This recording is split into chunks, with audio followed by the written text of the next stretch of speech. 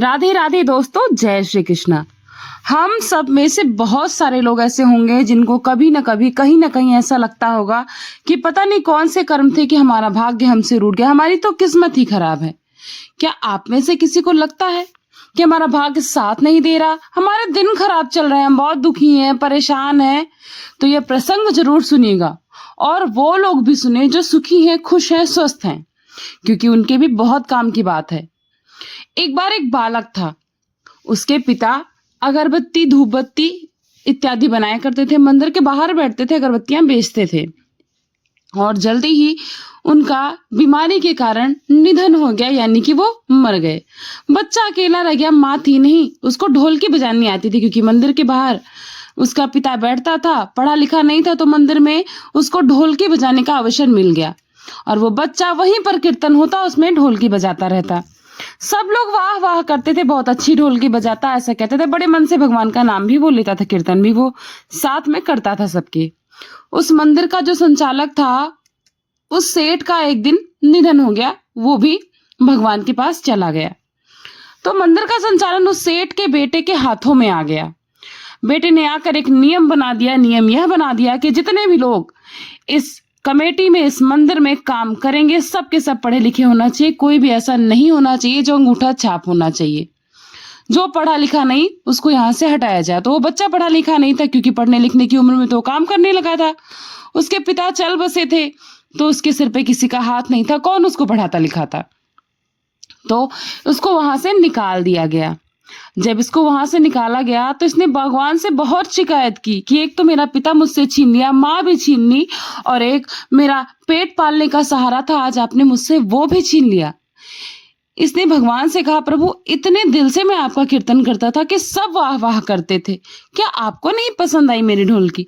मेरे हाथ दुखने लग जाते थे, पर बीच में मैं कभी रुकता नहीं था क्योंकि मैं दिल से बजाता था, और आपने ये क्या कर दिया? यदि मैं पढ़ा लिखा नहीं हूं तो इसमें मेरा क्या कसूर है? मेरा जीवन जैसा है वो आपने दिया है। मेरे बचपन में आपने मेरे अभिभावक को, मेरे माता पिता को छीन लिया, तो मैं कैसे पढ़ूं? ये सब आपके ही कारण हुआ है। और वो कहीं ना कहीं भगवान से गुस्सा रहने लगा। मेरे भाग्य में ऐसा क्यों नहीं लिखा कि मैं पढ़ाई लिखाई करूं? मेरे भाग्य में क्यों नहीं था इतना पैसा कि मैं और बच्चों की तरह स्कूल जा पाऊं?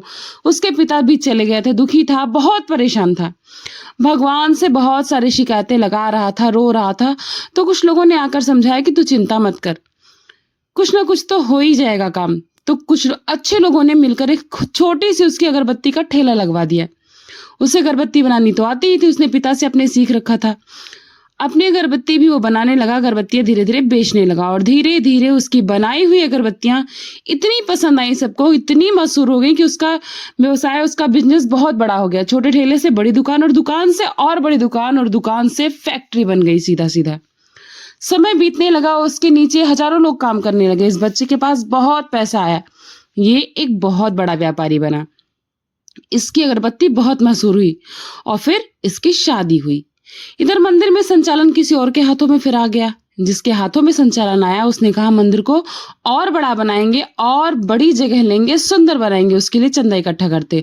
और चंदा लेने के लिए ये लोग पहुंचे। इस अगरबत्ती के विक्रेता, इस अगरबत्ती के व्यापारी, जिसका नाम बहुत बड़ा हो चुका था, वही ढोलकी बजाने वाला बच्चा, उसने 5 लाख का चेक बना दिया और उस चेक पर अपने अंगूठे की छाप दी। तो मंदिर के संचालक ने पूछा कि आप इतने बड़े व्यक्ति हो, इतने बड़े व्यापारी हो, और आपने चेक खुद भरा और अपना अंगूठा क्यों लगाया?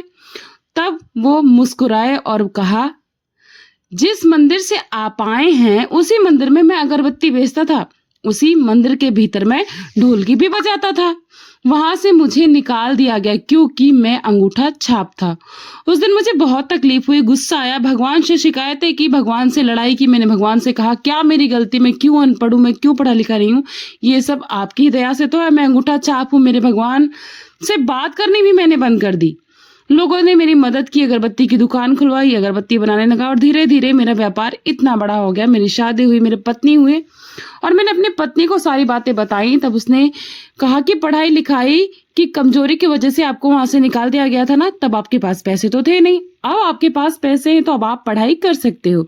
तो मैंने पढ़ाई शुरू करी, अब मैंने पढ़ाई पूरी कर ली और आज भी मैं पढ़ाई कर रहा हूँ।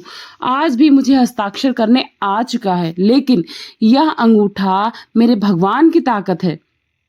इस अंगूठा छाप को उसने इतना बड़ा व्यापारी बनाया, इसके लिए मैंने भगवान से शिकायत भी की थी बेवजह। उसी वजह से मुझे अपने अंगूठे पर गर्व है। यदि मैं अंगूठा छाप नहीं होता तो आज मैं किसी न किसी मंदिर में ढोल के बजा ही रहा होता, वहीं कीर्तन कर रहा होता। आज मैं यहाँ नहीं पहुंचता। ये सब ईश्वर की देन है, आज जो मैं यहाँ पर पहुंचा हूँ। आज आप लोग यहाँ आए और आज मैं सक्षम हूँ और कई अनाथालय चलाता हूँ, कई संस्थाएं चलाता हूँ, लोगों की मदद करता हूँ जो मेरे जैसे हैं। यह सब मेरे ईश्वर की देन है, उसकी कृपा है। तो मेरा अंगूठा छाप होना जरूरी है, यही मेरे हस्ताक्षर है, मुझे गर्व है। बात बहुत ज्यादा गहरी है, बहुत छोटी सी है। समझ में आए तो एक बार कमेंट बॉक्स में जरूर बताइएगा। और ये बात हम सभी को समझनी चाहिए कि जीवन में हमारे जो कुछ भी होता है कुछ सिखाने के लिए होता है, इसलिए हम उसे गलत नहीं कह सकते।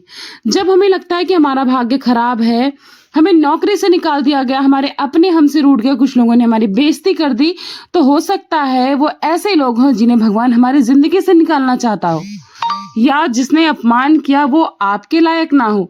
भगवान आपको वहां से उठा के और अच्छे पद पर लाना चाहते हो।